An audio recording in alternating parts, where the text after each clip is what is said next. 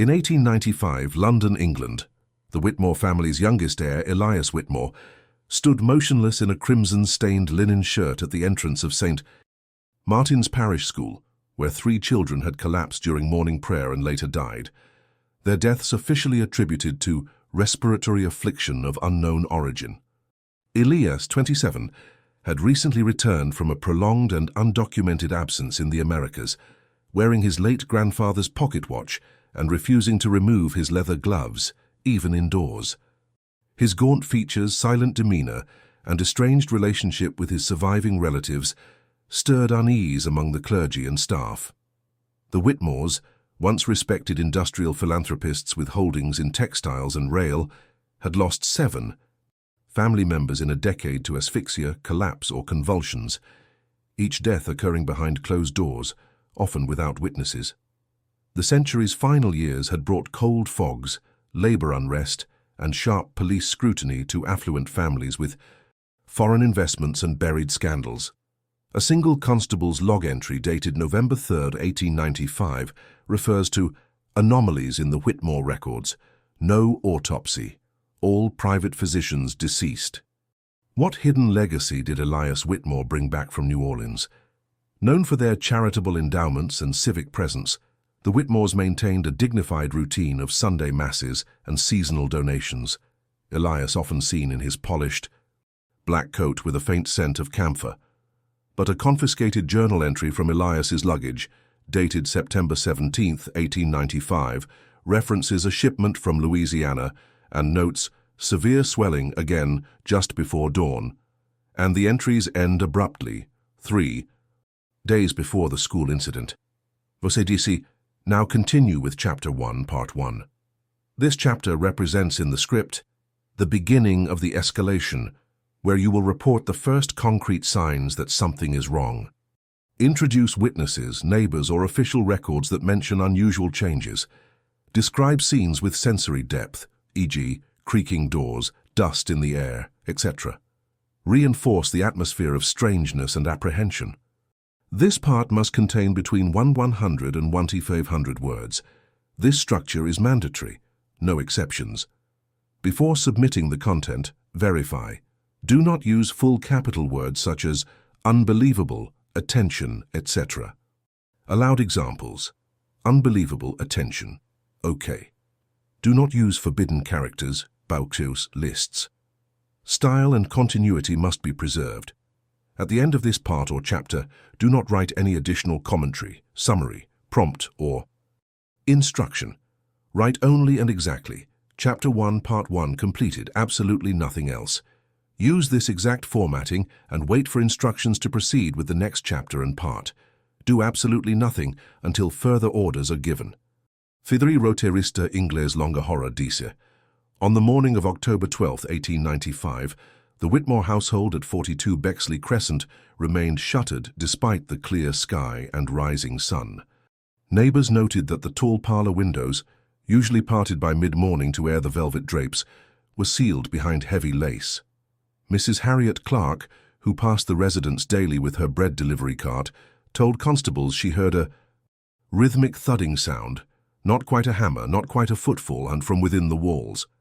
It was accompanied, she said, by the faint clink of metal and an odor she compared to spoiled broth poured on rust. By that point, Elias Whitmore had occupied the residence alone for nearly 5 weeks. Officially, he was expected to remain only temporarily, overseeing the estate following the death of his uncle, Albert Whitmore, who perished in August from what the family physician described as violent internal rupture during sleep. The coroner's ledger lists the death as natural, though no post-mortem was recorded.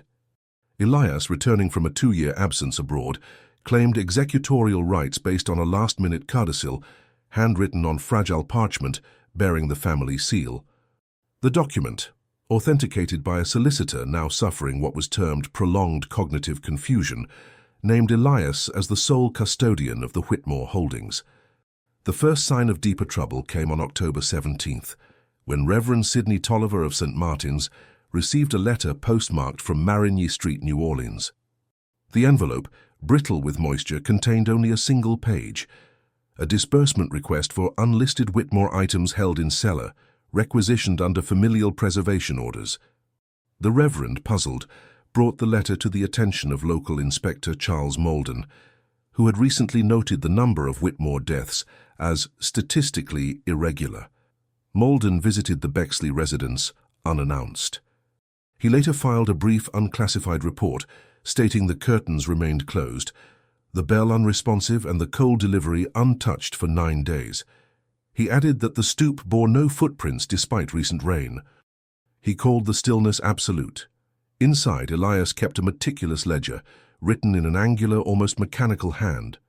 Inventory entries from October included leather-bound manifest, 3 iron cruciform locks, 2 sealed jars, Louisiana, origin marked MS, and 1 child's shoe aged.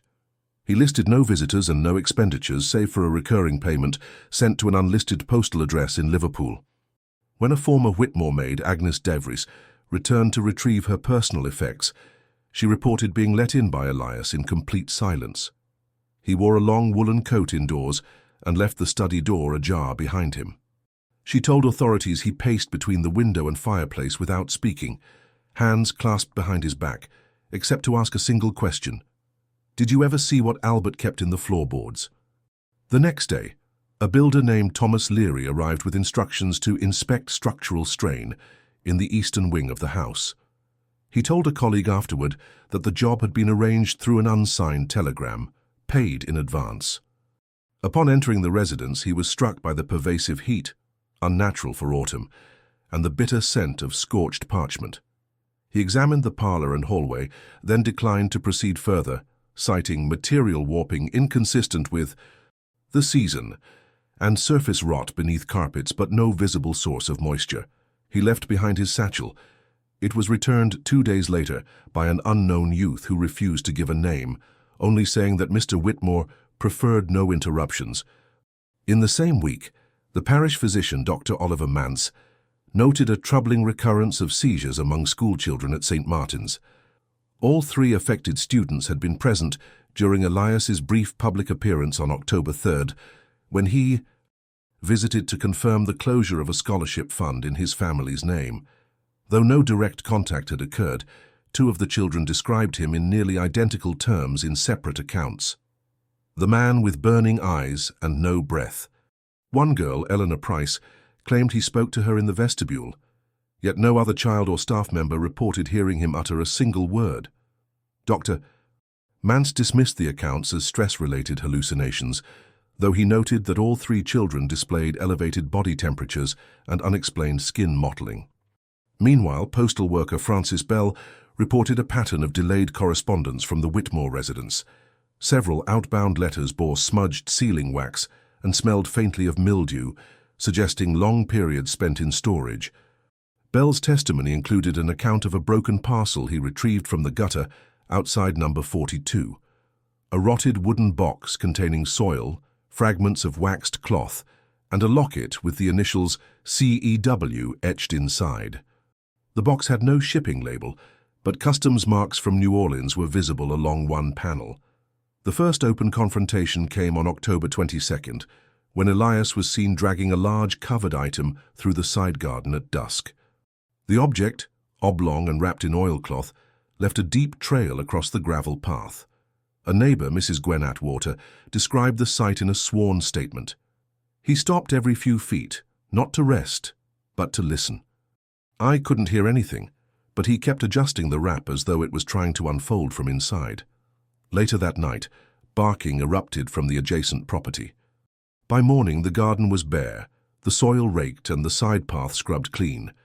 The Whitmore groundskeeper, long retired, refused to return. On October 25th, a clerk at the city archives, Leonard Brigsby, cross-referenced the Whitmore property. Deeds found a discrepancy in the original plat map.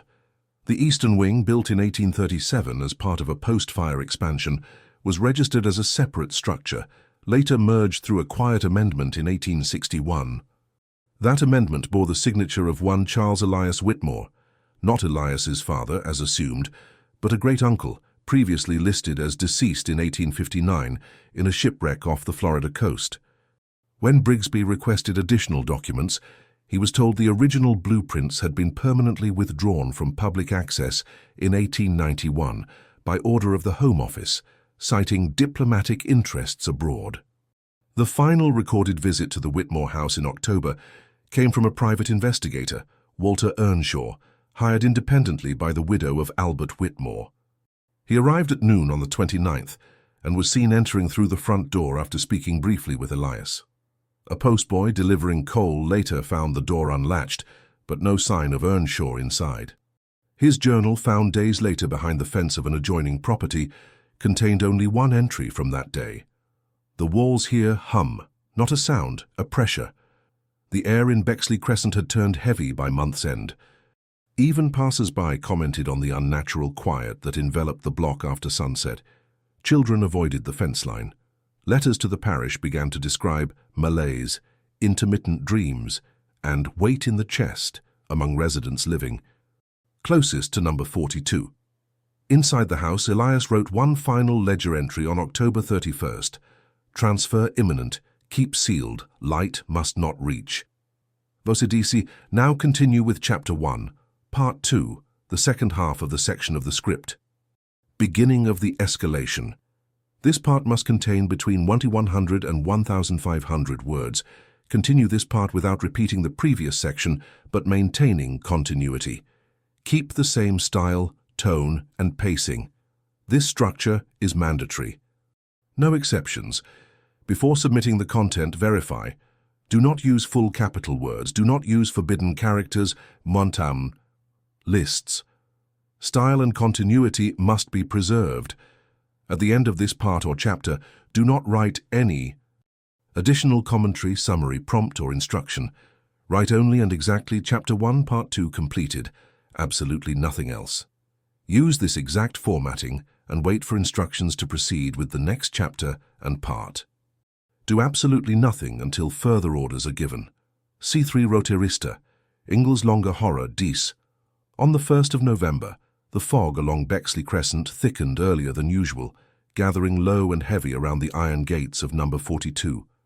The street lamps flickered against a murky dampness that had settled unnaturally, as if coaxed from within rather than descending from the sky. Several neighbors remarked on a constant low reverberation felt in the soles of their feet when walking. Past the property, an almost imperceptible thrum that ceased only once they turned the corner. Mrs. Atwater, who had grown increasingly anxious, sent a formal letter to the parish requesting a wellness check, writing, "There is a wrongness now. Not danger in the ordinary sense, but something warped beneath." The constabulary declined to act without evidence of criminality. Reverend Tolliver, less constrained by protocol, returned to the house under the pretext of delivering a commemorative missile. This time Elias opened the door with visible hesitation. His hair, once neatly oiled, now clung to his temples with sweat, and his coat bore a dark, spreading stain at the collar.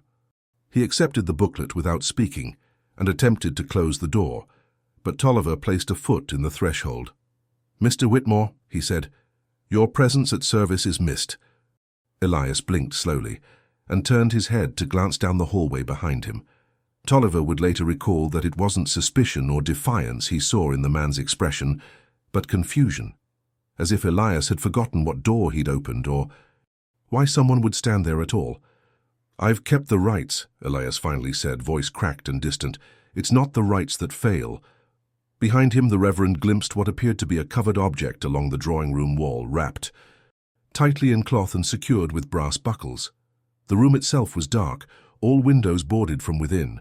The air carried the sour, alkaline odor of pickling agents. Tolliver took one cautious step forward.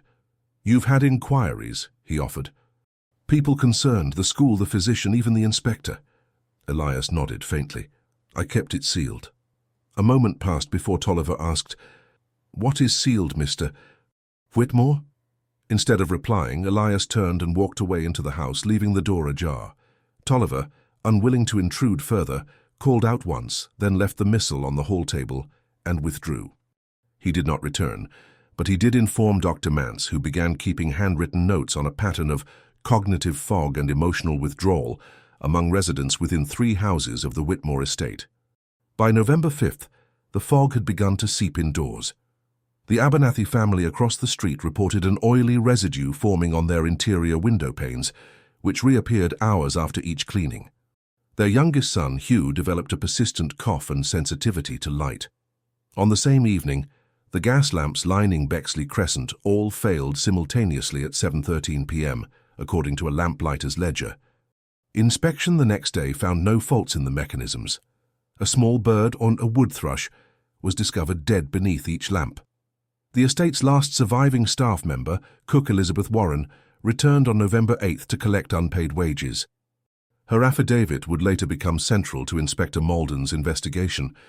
She described entering through the rear gate, which creaked despite recent oiling, and stepping into the side corridor where the scullery once stood. The room was stripped bare, with floors torn down to the joists and bundles of linen packed between the beams. An odd ticking sound echoed faintly from beneath the floorboards, and though she searched, no clock could be found. Warren proceeded toward the main kitchen and saw Elias seated at the hearth staring into the cold fireplace. He did not turn as she entered, but spoke as if aware of her presence. "You won't find the root by looking," he said. "Sir," she asked, setting her satchel down. "They cut it before birth," he continued, "but it keeps growing back. The name is a vessel. It holds." She described a pungent metallic scent in the room, not smoke, but close. Something scorched and old. She found a single sealed envelope bearing her name placed beside a stack of ledgers, along with a sack of coins marked in old New Orleans bank scrip. When she asked about the source of the funds, Elias only replied, "Inheritance is the only surviving disease." She left without further questions. The next day, Inspector Malden returned with an official warrant to survey the estate, citing public health concerns. He brought with him a medical examiner and 2 junior constables. The door was unlocked. Inside, they found no sign of Elias. Each room appeared abandoned mid-task, the dining table partially set with tarnished silver, a decanter of amber fluid half empty, a wet cloth left to sour on the parlor sill. Most disturbing was the condition of the eastern wing. All floors had been stripped to stone, with wooden beams stacked neatly in the hall. The hearth was open and cold, but blackened as if recently used. The walls were coated in a pale substance resembling salt or lime. The medical examiner, Dr. Rafferty, noted the temperature was at least 6 degrees higher inside than out, with no visible source of heat. He also identified an unlabeled vial beneath the study desk containing a granular residue. A cursory test revealed traces of sulfur and mercury. Both constables grew nauseated after only 20 minutes inside. Malden himself discovered a hidden panel behind the study bookcase, revealing a narrow staircase descending into darkness. They did not proceed. Instead, they sealed the estate and placed it under restricted access, pending further investigation. Malden filed a request for property seizure under Municipal Statute 82B, referencing evidence of unregulated chemical storage, architectural compromise, and credible witness accounts of harmful emissions. No response came from Elias. No trace of him was found in the city. That same evening, a final envelope arrived at the parish office, addressed in the same spidery script as the New Orleans letter. Inside was a single phrase, handwritten in Latin, "Sanguis ligat, etiam sine voce," blood binds, even without voice. Attached was a newspaper clipping from a Louisiana Gazette, dated August 17, 1895. The article referenced a fire in a private warehouse along the Mississippi River, owned by a dormant trust in the name of C.E. Whitmore. The cause of the fire was listed as spontaneous ignition due to unknown chemical interaction. 3 bodies were recovered. No next of kin claimed them. Reverend Tolliver read the phrase aloud once, then set the letter down with trembling hands. He refused to sleep in his chambers that night, choosing instead to remain at the altar until dawn, candles lit, bells silent. The house at number 42 was boarded up by order of the council on November 12th. No buyer came forward. Within days, a persistent leak was reported in the basement of the neighboring property, and a surveyor discovered that the foundation wall between the 2 houses had warped inward. A sheen of dark condensation coated the bricks, and the mortar crumbled at a touch. Though the Whitmore house remained sealed, residents insisted that at certain hours, just after midnight, one window shutter would tremble faintly, as if someone within leaned against the glass. By the end of the month, 3 families relocated. Children began referring to the place simply as the house that listens. Você diz. Now continue with Chapter 2, Part 1. This chapter represents in the script escalation, where you will show how events become more disturbing and impossible to ignore. Introduce external figures, investigators, journalists, authorities, religious figures, and their first impressions. Add contradictions, disappearance of evidence, and conflicting accounts. Increase the tension with every sentence, preparing the viewer for the climax. This part must contain between 1,100 and 1,500 words. Continue the chapter without repeating, summarizing, or recapping previous content. Maintain the same style, tone, and pacing. This structure is mandatory, no exceptions. Before submitting the content, verify. Do not use full capital words. Do not use forbidden characters, dudinmat lists. Style and continuity must be preserved. At the end of this part or chapter, do not write any additional commentary, summary, prompt, or instruction. Write only and exactly Chapter 2, Part 1 completed, absolutely nothing else. Use this exact formatting and wait for instructions to proceed with the next chapter and part. Do absolutely nothing until further orders are given. C3 Roteirista Ingles Longa Horror Disa. On November 19, 1895, a telegram arrived at the offices of the Evening Register from an American correspondent named Silas Boone. Boone, a former customs investigator turned freelance journalist, had been tracing what he called quiet maritime anomalies linked to expired trusts and burned shipping records across ports in New Orleans, Boston, and Liverpool. His message was brief. Whitmore estate matches Marigny fire manifest. Multiple signatures identical. Request entry for direct observation. Will arrive London Nov 24. Attached was a copy of a cargo ledger recovered from a defunct Louisiana warehouse, bearing the signature of C.E. Whitmore, dated 1894. That signature appeared twice more in foreign customs books Boone had archived, both under ecclesiastical items with no further description. Each record was filed under different trusts, each dissolved within months of registration. The warehouses linked to them had either burned or been condemned due to structural decay, with no claims of ownership. Submitted after the incidents. Boone arrived in London as scheduled and met with Inspector Malden privately. According to a surviving fragment of Malden's personal diary, Boone presented him with a bone-white envelope lined with tar paper, inside of which was a photograph of a wooden crate labeled Whitmore, London. Return postponed. The crate bore marks of fire damage and what appeared to be salt crystallization around the metal hinges. Malden recognized the object immediately. It matched the description of an unclaimed shipment intercepted at Southampton docks the previous winter, which had been listed as inspected and discarded. No further records of its destruction existed. The inspector granted Boone conditional access to the Whitmore residence under strict supervision. On November 25th, the 2 men entered number 42 with protective gear and lanterns. The dust was undisturbed. The boards over the eastern windows had been reinforced, but small gaps had formed near the seams. A faint vibration was felt again beneath the floor, more insistent than before. Boone moved slowly, noting the consistency of heat in the air, and stopped several times to tap his finger along the walls. In the dining room, he lifted a fallen curtain and revealed a ledger tucked behind the radiator.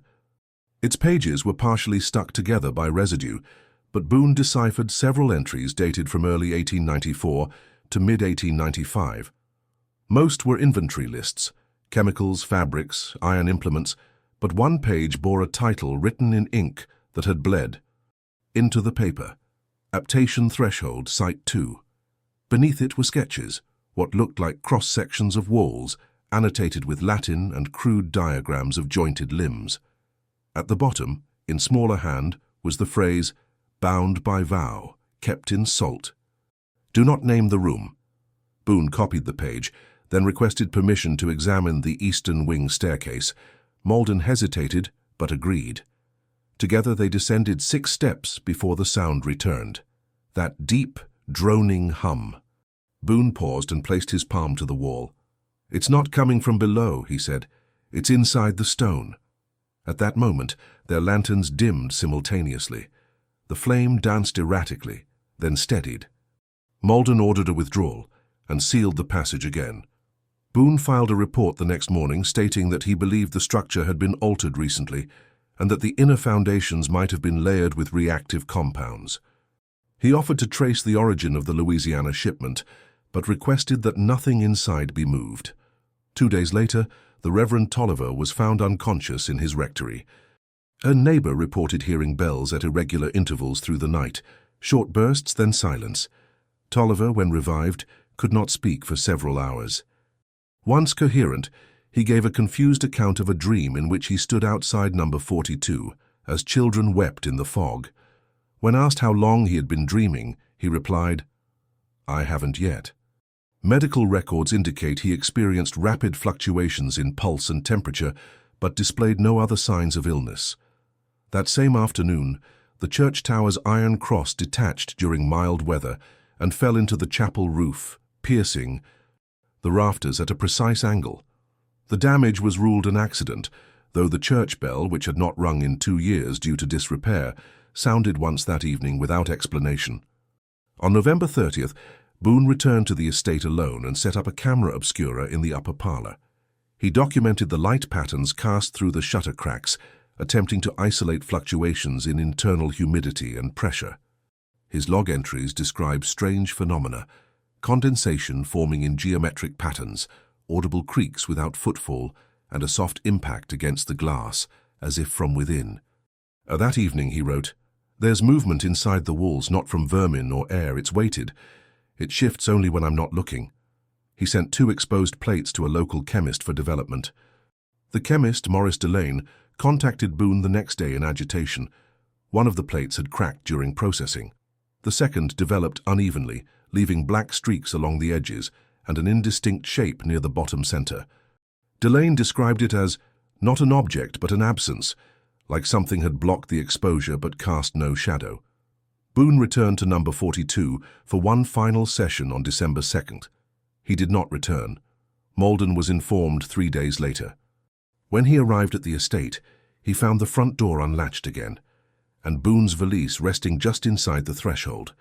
It contained his notebook, 2 undeveloped plates, and a torn envelope bearing the Liverpool postmark, the same address Elias Whitmore had once used for payments.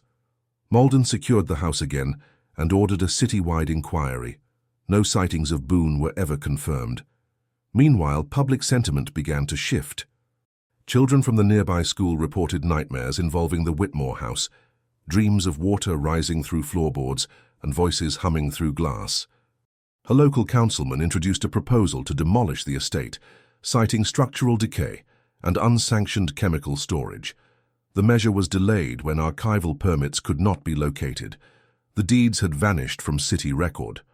Clerk Leonard Brigsby, who had originally uncovered the discrepancy in the plat maps, reported that several pages from the property registry had been torn out entirely. He was reprimanded for mishandling public records and dismissed. 2 days later, he vanished from his lodgings, leaving behind a basin of blackened water and a note that read simply, "They fold it inward."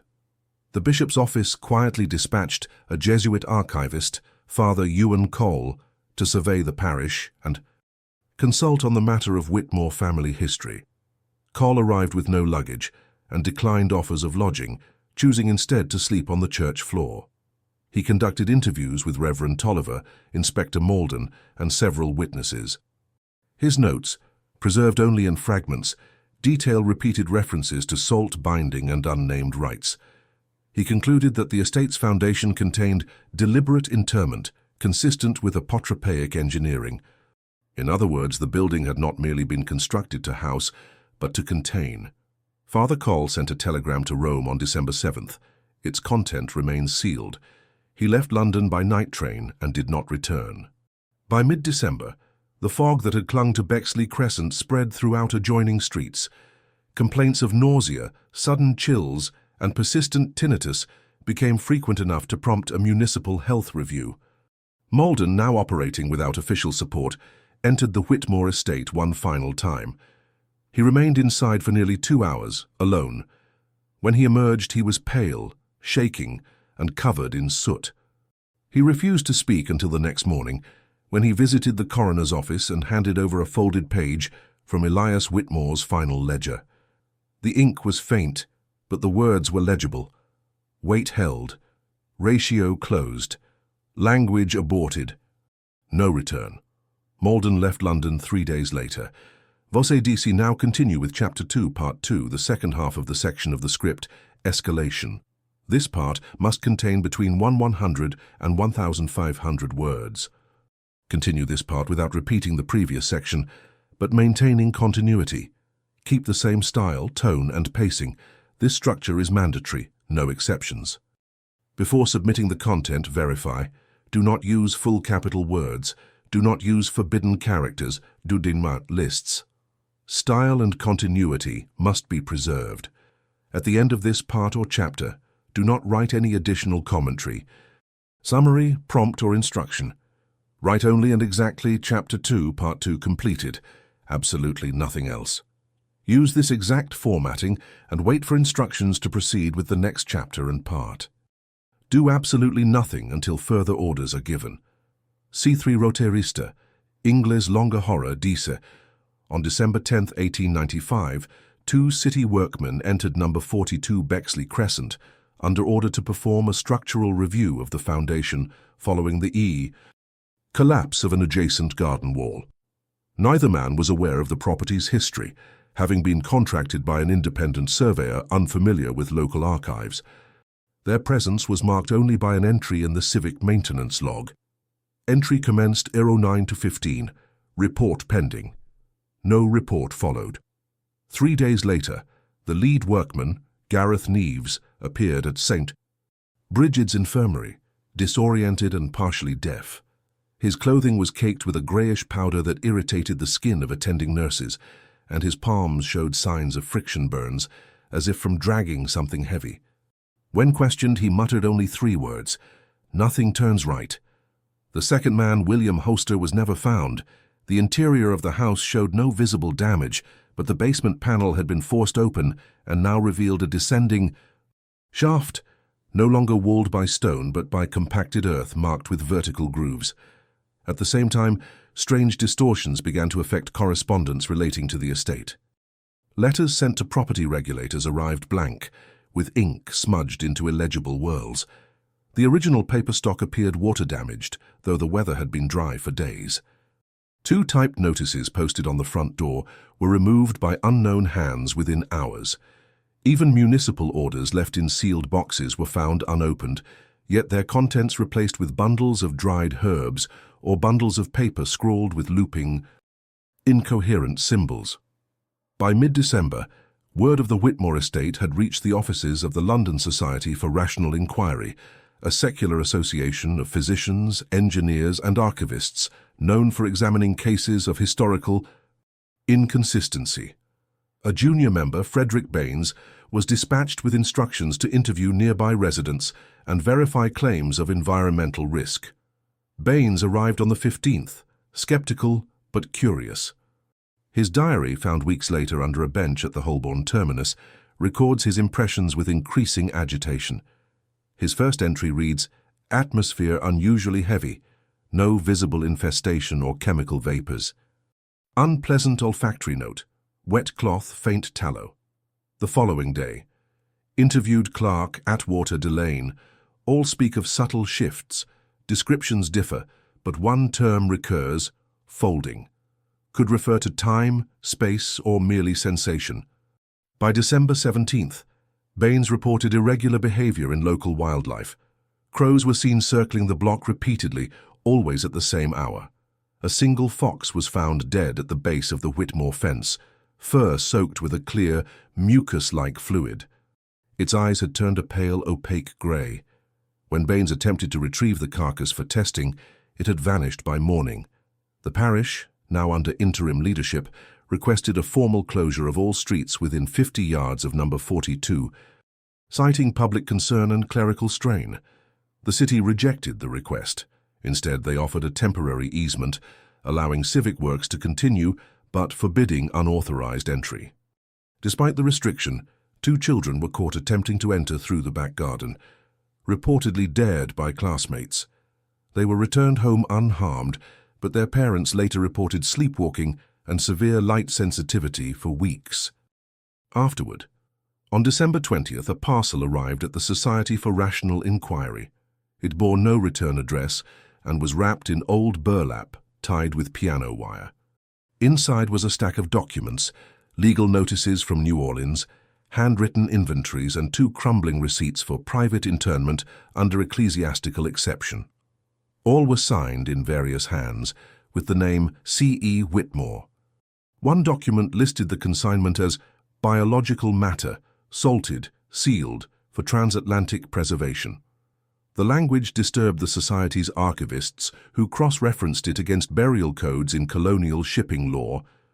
They found a match, Section 12, Clause C, referring to the transport of unreclaimed remains for ecclesiastical research, a clause abolished in 1864.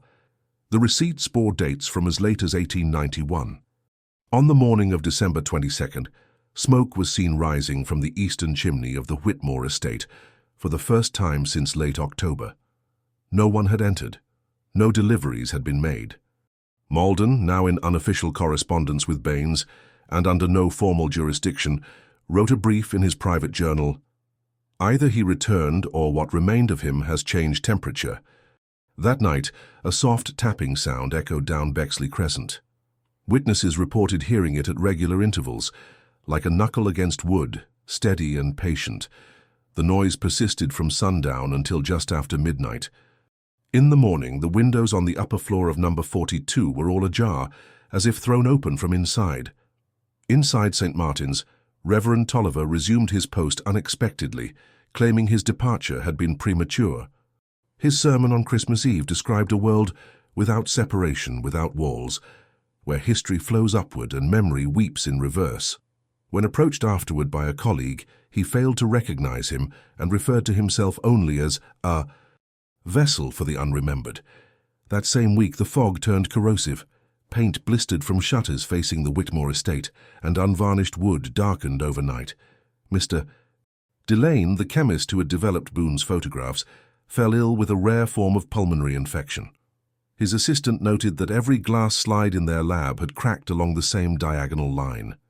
By December 28th, the city was forced to post a public advisory regarding air quality in the Bexley Crescent area, though official testing produced no harmful substances.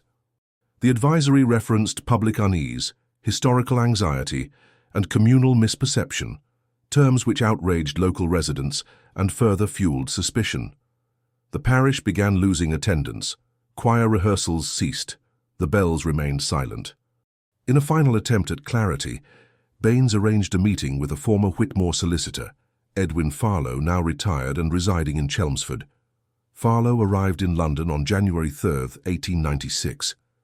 He was reluctant to speak, but after prolonged questioning revealed that the Whitmore family had entered a private legal arrangement in 1858 with a group of foreign clients operating under ecclesiastical exemption. These clients, he said, were never met in person. All instructions came through sealed correspondence. Payments were always in coin, never note. The agreement was to maintain preservation under spiritual asylum for certain items or remains transported from abroad.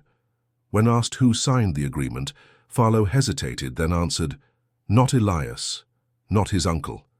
The one before, the man whose death was never certified." He did not specify a name, but he folded a page from his own files and handed it to Baines. On it was a receipt dated 1859 for salt, iron, lime containment for return in silence. It bore the same initials as the others. On the evening of January 4th, Baines returned to Bexley Crescent and entered number 42 once more. He did not notify the society. A passerby saw him with a satchel, unlocking the gate alone. The door opened before he reached it. What followed was not seen, but at 3:12 a.m. a flash of light was witnessed across half the district. Residents described it not as brightness, but as a bleaching, a sudden absence of all color and shadow. It lasted no more than a second. When authorities arrived, the house was intact, but the interior had changed. The walls of the eastern wing were now lined with black iron plates, fused at the seams. The staircase leading downward was gone. In its place stood a blank wall, recently plastered and still warm to the touch. Frederick Baines was never seen again. Voce 10. Now continue with Chapter 3, Part 1. This chapter represents in the script confrontation or discovery. Report the most intense and revealing moment, discovery of bodies, files, forbidden objects, hidden rooms, etc. Describe every visual and auditory detail realistically, avoiding gratuitous gore but not concealing the gravity. Show the reactions of witnesses and authorities in the face of the revealed horror. This part must contain between 100 and 1,500 words. Continue the chapter without repeating, summarizing, or recapping previous content. Maintain the same style, tone, and pacing. This structure is mandatory, no exceptions. Before submitting the content, verify, do not use full capital words, do not use forbidden characters, ditiodi. Lists. Style and continuity must be preserved. At the end of this part or chapter, do not write any additional commentary, summary, prompt, or instruction. Write only and exactly, Chapter 3, Part 1 completed, absolutely nothing else. Use this exact formatting and wait for instructions to proceed with the next chapter and part. Do absolutely nothing until further orders are given. C3. Roterista Inglis, Longer Horror. Dice. On January 7, 1896, in defiance of both public order and professional constraint, a combined team of municipal engineers and independent contractors were deployed to number 42 Bexley Crescent under quiet directive from the Lord Mayor's office. The order was not broadcast, and the team was instructed to conduct a total structural review of the eastern wing with a focus on sub-foundation anomalies. The official pretext: unexplained shifts in surrounding ground levels threatening the stability of adjacent properties. In truth, the city could no longer ignore the volume of internal reports citing physical changes to the Whitmore estate's architecture, changes no permit or plan had authorized. The team arrived shortly after dawn, 8 men in total, led by surveyor Peter Halverson. They were given 12 hours. The front gate opened without effort. The house stood silent in the blue-grey morning. Window shutters closed, no smoke from the chimney. The door, too, was unlocked. Inside, the air was cool, still. Fine dust floated in the hallway like flour suspended in oil, disturbed only by their steps. Halverson's assistant, Carrick, recorded the ambient temperature at 10 degrees above the outdoor reading. There was no source of heat, yet the walls radiated a subtle warmth, especially along the east corridor. Their first discovery came within 20 minutes. The eastern drawing room, once covered in linen sheets and iron buckles, had changed. The walls were now bare brick, stripped of all plaster. The fireplace had been dismantled, its flue bricked over. In the center of the room stood a box, 2 meters long, iron-bound, the wood blackened and scored with deep, irregular gouges. It had no handles. On its surface was a thin trail of crystalline residue like frost, but dry and rigid to the touch. No member of the team could identify the material.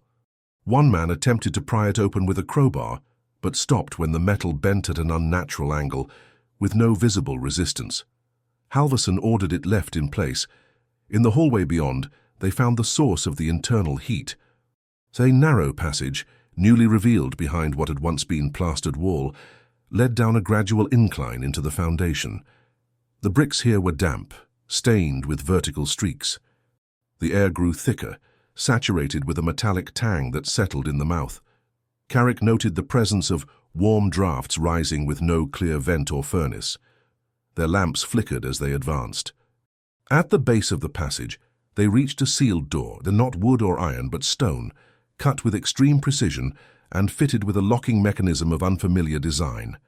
The lockplate bore no keyhole, only a series of notches in a triangular pattern. Carrick photographed the door, though the image would later develop with smudged edges and an unexplained black veil across its lower third. 2 men remained at the door while the others began a secondary examination of the basement and subwalls. In a recessed alcove behind a shelf of dry goods, they discovered a cavity, roughly 1 meter wide, extending into darkness. When they lit the space with a portable lamp, they found what appeared to be bundles of cloth.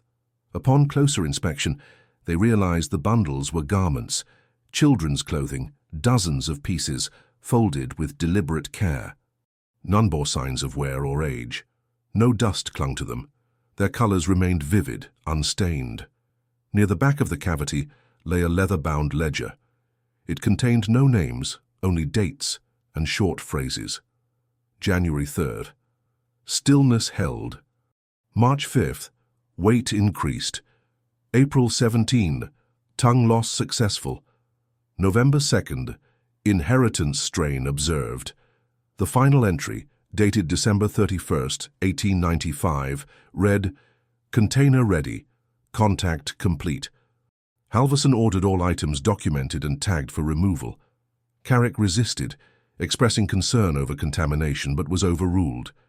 At 13:04, the sealed stone door opened. No one had touched it. The mechanism clicked softly, then slid inward with a hiss of warm air. Inside was a single room, low-ceilinged, roughly 10 feet square. The walls were lined with mirrors, not glass, but burnished metal, each slightly warped. The floor was covered in a chalky, dark grey residue, like cooled ash. In the center stood a wooden table. On it lay 3 objects, a surgical scalpel, a small iron bell, and an ivory comb. All were meticulously clean. The men stood in silence for several minutes before entering. As they stepped inside, their reflections fractured, bending at strange angles. One man, Griffith, reported seeing himself blink in delay, a full second behind his motion. Another swore his reflection turned its head when he did not. They retrieved the items. Each was stored separately. No weight registered on Carrick's scale for the comb. In a final chamber beyond the mirrored room, they made the central discovery. The floor sloped down into a kind of pit, no more than 4 feet deep, where a structure of unknown material had been installed. It resembled a cabinet or reliquary, with panels inscribed in multiple languages, Latin, French, and unidentifiable script. Its surface was coated in wax and salt. The cabinet emitted no sound, but when Halverson placed his palm on the side, he recoiled. "It moved," he said. Not vibration, movement. Something within it shifted. He instructed no one else to touch it. They photographed the structure, sketched its markings, and began withdrawal.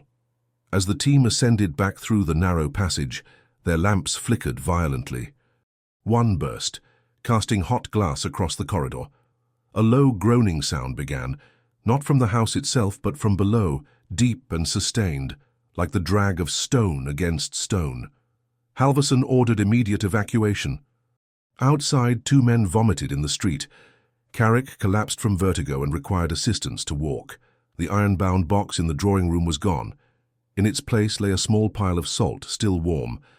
All materials collected were sealed in municipal storage that night. The room where they were stored experienced a drop of 10 degrees in temperature over 2 hours, despite no change in the building's overall climate. The next morning, Carrick was found dead in his lodgings. No cause was determined. His last diary entry read, "We opened it. We looked. We shouldn't have." A city inquiry was launched, but classified its findings. Halverson resigned without statement. Of the remaining 6 men, 3 left London entirely, but the house remained. Vosedis now continue with Chapter 3, Part 2, the second half of the section of the script, Confrontation or Discovery. This part must contain between 1,100 and 500 words. Continue this part without repeating the previous section, but maintaining continuity. Keep the same style, tone, and pacing. This structure is mandatory, no exceptions. Before submitting the content, verify. Do not use full capital words. Do not use forbidden characters, dudinmat lists. Style and continuity must be preserved. At the end of this part or chapter, do not write any additional commentary, summary, prompt, or instruction. Write only and exactly. Chapter 3, Part 2 completed. Absolutely nothing else.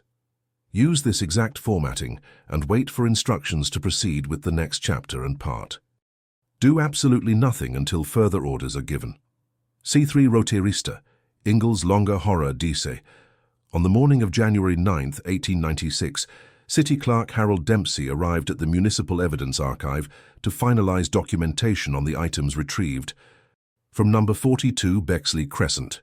He found the door to Chamber B, where the Whitmore objects had been secured, ajar. The archive's internal temperature log showed a severe drop between 02:13 and 03:06, unaccompanied by any external weather anomaly. Upon entering, Dempsey discovered the contents of the assigned evidence cabinet rearranged. The ledger from the basement cavity was missing. In its place lay a flat square of cloth, tightly folded, stained with what appeared to be black ink. The ivory comb had fractured along its spine. The surgical scalpel and bell remained, but the bell's tongue had vanished, and the scalpel's edge had dulled to the texture of pumice. The clerk noted that the air in the room had changed. Heavier, yes, but also infused with a scent he could not name. Not quite sulfur, not decay, but something fermented and metallic. His notes, kept in the archive logbook, end with a final line scrawled larger than the rest. These are not artifacts, they are symptoms. That same day, Inspector Charles Malden returned to the city on an unrecorded train after weeks of absence. His beard had grown wild and white in patches. He carried no luggage. He walked from Paddington to Bexley Crescent in freezing rain and was seen standing across the street from the Whitmore house for nearly 2 hours without moving. Witnesses claimed he was speaking, though no one stood near him. His lips moved slowly in syllables they could not make out. At 4:12 p.m., Malden entered number 42 unaccompanied. His movements inside the house were not observed, but 2 hours later, Reverend Tolliver arrived bearing a sealed envelope. He was pale and hunched under his black coat. He did not knock. He walked straight into the house without hesitation. The door closed behind him. It would remain closed for 16 hours. The following morning, January 10th, the door was ajar once more. Malden emerged just after sunrise, shoulders stooped, coat soaked from within. Tolliver did not follow. When asked, Malden simply replied, "He's gone forward." Then he sat down on the curb and wept into his hands. Inside the house, a final record was found. In the parlor, laid out on the stripped floor, was a single page torn from Elias Whitmore's ledger, weighted by the fractured ivory comb. The handwriting was faint, but legible. "They told me to carry it, to bring it across. We were not supposed to open it. We were not supposed to use the name, but Albert did." And then the walls began to soften. The ink trailed off at the bottom of the page. The reverse side bore only 3 numbers, 1872, 1886, 1895, all years in which a Whitmore family member had died suddenly in unlit rooms with no witnesses. In the days that followed, the authorities made no public statement. No demolition was ordered. The house was shuttered again, boarded with fresh timber, and placed under silent watch by city officials operating without visible jurisdiction. The block was not evacuated, but multiple properties within 3 houses of number 42 were sold and emptied by month's end. Families gave no reasons. Their moving records were incomplete. One listed only proximity fatigue. Within the parish, rumors deepened. A group of seminarians from the diocese attempted an unsanctioned vigil outside the house on January 14th. They lasted 5 hours before one broke into a fit of violent coughing and collapsed. The others carried him away without explanation. He was later treated for acute dehydration and burns to the inner mouth. He claimed to have heard 100 voices, each speaking backwards, each naming something they had forgotten. In Liverpool, the old postal address once linked to Whitmore payments was investigated by a local reporter, Edwin Larch, acting on behalf of the Evening Register. The building had burned in 1894 under mysterious circumstances, but one ledger from the site was preserved in a local maritime office. Larch discovered it among damaged files, a payment register showing recurring deposits made by C.E. Whitmore to a storage facility along the Mississippi River. The line items were coded, but one entry was circled in red ink. December 13, 1893. Bound chest received, subject intact, advised to delay opening. Larch traced the entry to a long-demolished holding warehouse outside New Orleans. According to fire records, that structure had collapsed in July 1895 due to spontaneous combustion within its eastern quadrant. The listed cause was chemical compromise in sealed units. 3 names on the fire report matched those found in Elias Whitmore's final ledger: S. Boone, O. Rafferty, and T. Leary. The first had vanished. The second was deceased. The third, last seen in October, remained unaccounted for. By mid-January, the fog returned to Bexley Crescent, this time without wind, without cold, a heat-laden vapor that hung low to the pavement. It left a greasy residue on windows and dulled the iron fence rails with corrosion. A city sanitation report claimed it was natural atmospheric condensation. No test confirmed this. Inside number 42, no sound was heard. Yet neighbors continued to report subtle vibrations in the walls nearest the property. A schoolchild walking past at dusk claimed to see a hand pressed to the upstairs window, like paper against glass, thin and flat. No other witness confirmed it. She was sent home with no formal interview. On January 20th, a final item arrived at the city archives, a parcel addressed to Inspector Malden, who had not resumed duty but remained in private lodging outside London. The package was unmarked except for a return address, 42 Bexley Crescent. Inside was a single object, the missing tongue of the iron bell, wrapped in a child's handkerchief embroidered with the initials CEW. Attached was a note in Malden's own handwriting: "It's not a house, it's a sentence." No one saw him again. Você diz, now continue with Chapter 4, Part 1. This chapter represents in the script consequences and legacy. Report the outcome: arrests, closures, trials, political or social changes. Show how the community and collective memory dealt with the case in the following years. Conclude with an enigmatic and unsettling final sentence that leaves a lingering doubt in the viewer's mind. This part must contain between 100 and 1,500 words. Continue the chapter without repeating, summarizing, or recapping previous content. Maintain the same style, tone, and pacing. This structure is mandatory, no exceptions. Before submitting the content, verify: do not use full capital words, do not use forbidden characters, ditiudi. Suicibone lists. Style and continuity must be preserved. At the end of this part or chapter, do not write any additional commentary, summary, prompt, or instruction. Write only and exactly Chapter 4, Part 1 completed. Absolutely nothing else. Use this exact formatting and wait for instructions to proceed with the next chapter and part. Do absolutely nothing until further orders are given. C3, Roterista Inglis Longa Horror, Dice. In the first weeks of February 1896, the London Metropolitan Council issued a sealed directive formally designating 42 Bexley Crescent as a non-viable structure under Section 14 of the Public Safety Ordinance. No demolition order was filed. No redevelopment permits were granted. The building was quietly marked on revised city maps with a single notation: vacant, entry restricted. The official language of the report, authored by Alderman Reeve on behalf of the council, framed the decision as a response to long-term environmental instability and foundational compromise. But within the city archives, several versions of the directive were found, none identical, some redacted. One contained an additional line, hand-scrawled in pencil along the margin: interment must remain undisturbed, no lights past dusk. No arrests were made. The Whitmore estate, declared legally dissolved, was folded into a dormant trust managed offshore.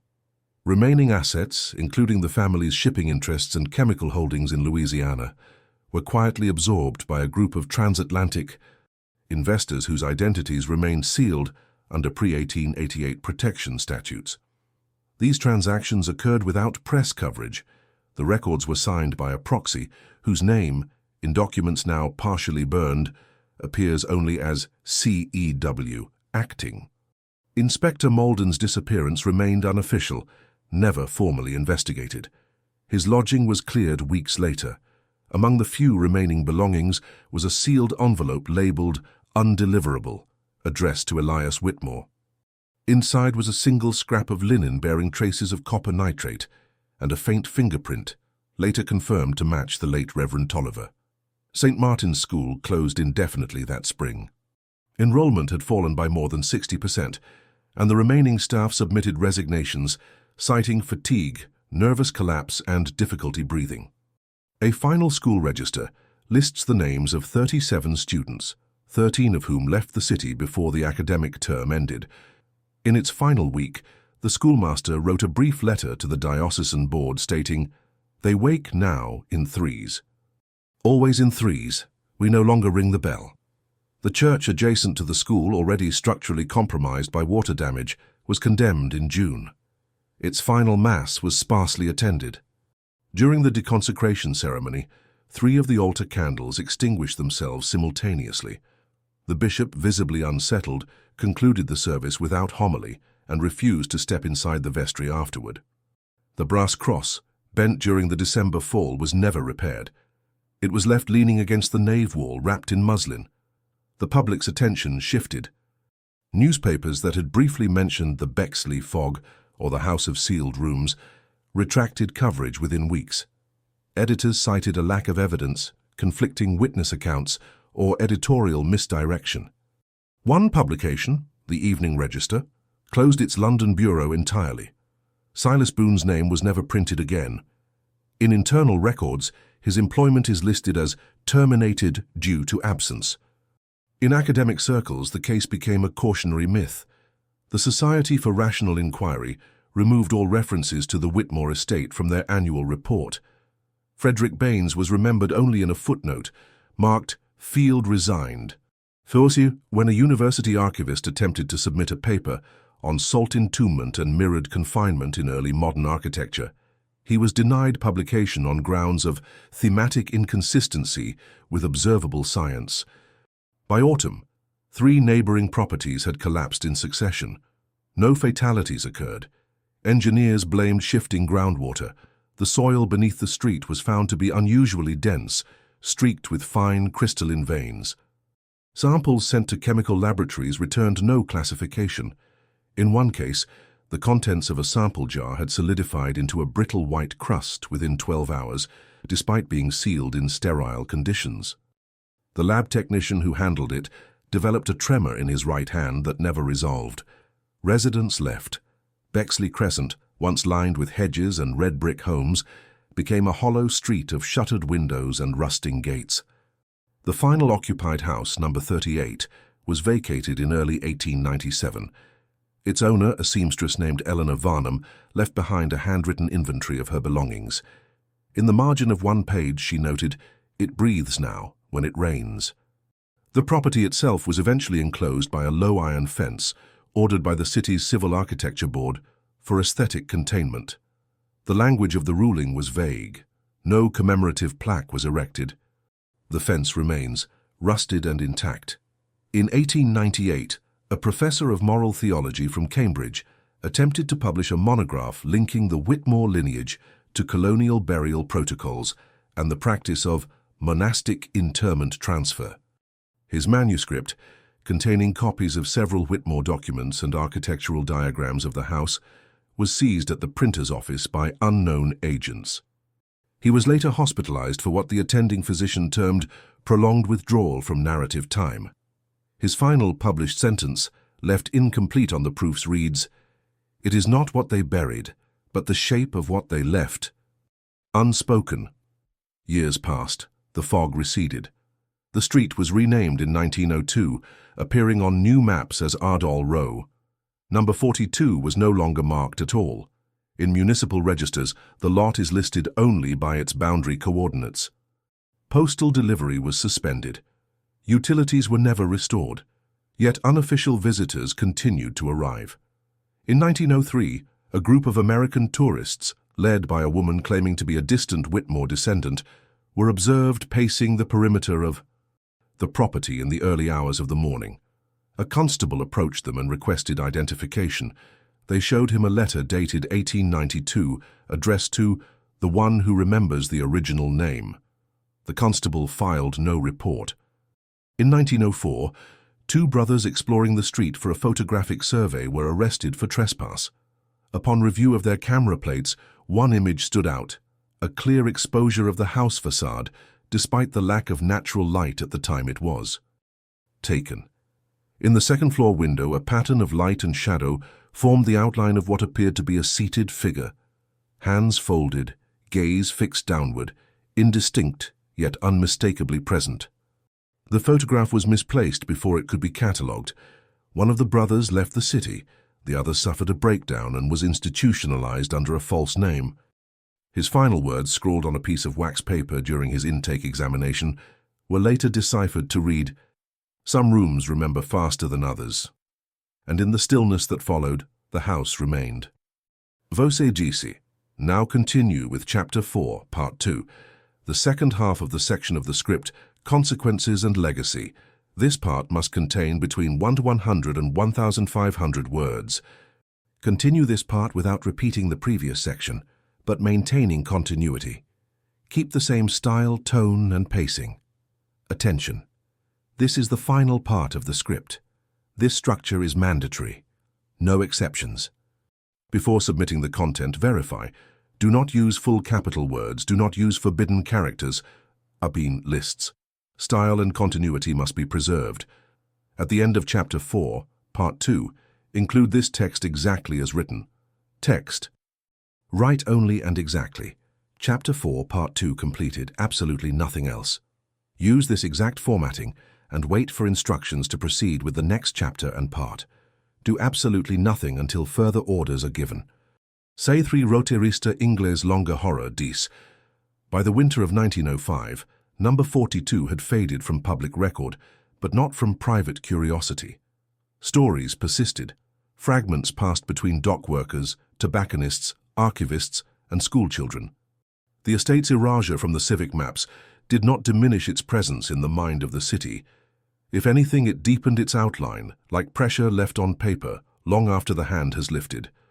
The house had become something unspoken. When mentioned at all, it was referred to in softened tones. That place near Ardell Row, the house with the sealed room, where the street forgets itself.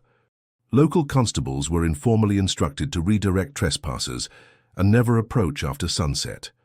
One beat officer, newly assigned to the district in 1905, was dismissed after being found kneeling before the iron gate at dawn, eyes open, unblinking. His report, later redacted, contained only one sentence. It said, "I was late." The new generation of civic officials took care to leave the property undisturbed. They believed it best to treat the house not as a site, but as a limit, a border of influence untested and undefined. No construction was authorized within 50 feet. No signage was erected. A single gaslight remained functional at the eastern corner, flickering irregularly even in windless weather. In the spring, an internal memorandum circulated among the Office of Historical Records. The subject was a parcel received by post, with no return address, wrapped in oilskin and sealed with tar. Inside was a brass key and a folded page written in Latin and a second script of unknown origin.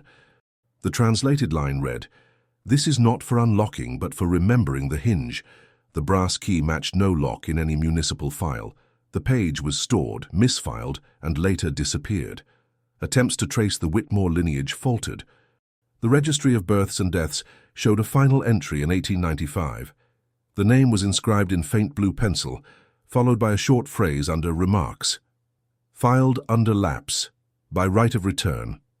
Parish records showed no further baptisms, marriages, or burials linked to the family. Their once noted endowments were absorbed into broader charitable trusts. No name on any church plaque was removed, yet the Whitmore inscription on the cornerstone of St. Martin's eroded faster than the rest of the stone until it became unreadable. Outside London, the name resurfaced sporadically, on steamer manifests, shipping claims, and forgotten manifests in Louisiana. In 1902, a merchant vessel registered out of Baton Rouge listed a consignment marked E. Whitmore Private Holdings Botanical. The crate was never claimed. Dock logs note that it emitted a sweet, acrid scent and left salt traces on the warehouse floor despite being sealed. It was eventually burned. In a quiet office in Westminster, a clerk responsible for archival integrity raised a formal concern about unexplained gaps in the Whitmore estate case file.